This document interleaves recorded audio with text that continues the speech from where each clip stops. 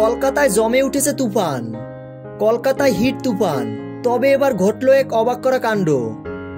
শাকিব খানের তুফান সিনেমা দেখতে সিনেমা হলে গেলেন কলকাতার জনপ্রিয় অভিনেত্রী কোয়েল মল্লিক। গুঞ্জন উঠেছিল শাকিব খানের তুফানের নায়িকা হিসেবে কোয়েল মল্লিক থাকবেন, কিন্তু এবার সেই তুফান দেখতে সিনেমা হলে কোয়েল মল্লিক। সত্যি তুফান সিনেমাটি সারা ওয়ার্ল্ডে ঝড় তুলছে।